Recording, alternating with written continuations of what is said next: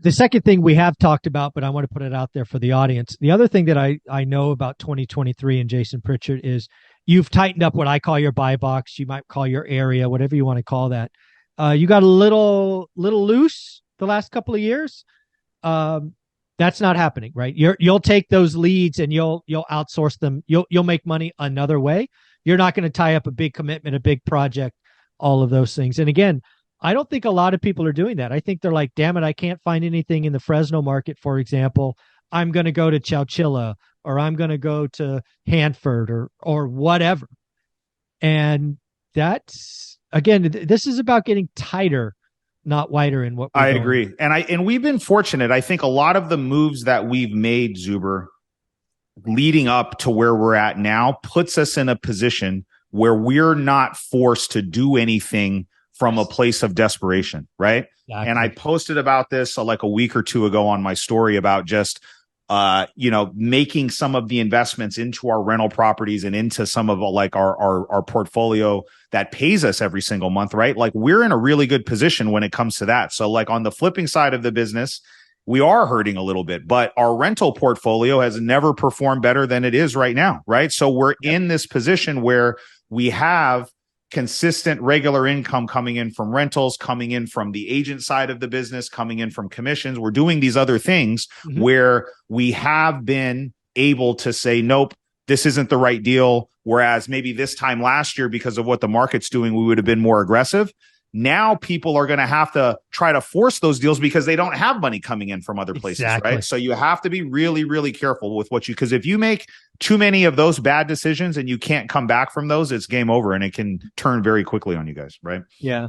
The other thing I know, again, because we've been talking every other week, but again, for the audience here, is you are adding margin of safety, right? Something you did over the last couple of years is you started flipping or being a part of teams flipping bigger and bigger and more expensive properties. You have said, we're not going there, right? We're staying below the median or at least very close to that. Speak to that as well. Yeah, I feel like right now, our ideal property is something that you can buy at or below the median, typically, especially like a first-time home buyer, right? So something that we're going to resell be in the high twos, maybe low 300s, right? There's a big buyer pool for those types of properties.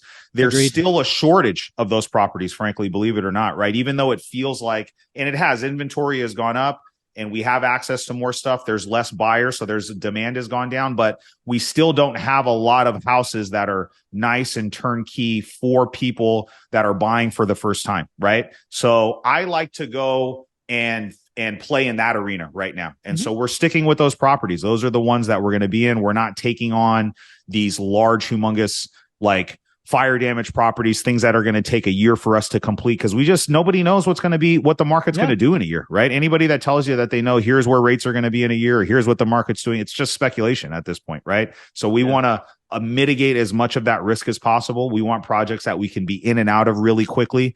We want projects that are not funky houses and funky layouts. I know we've talked a couple weeks ago about some of my stuff that's sitting, and those are the projects that are sitting right now, guys. Those are the ones where it's not just a clean 3-bed, 2-bath in a nice neighborhood. The ones that are on busy streets or that have, you got to go through a bedroom to get to the bathroom type of thing. We're not going to deal with those right now. So I think we're just being a little bit more conservative, a little bit more safe. And that's what this year is going to be about for us. It's just kind of solidifying everything and just continuing to fortify the foundation that we built over these last 8 years and wait for more opportunities and better opportunities.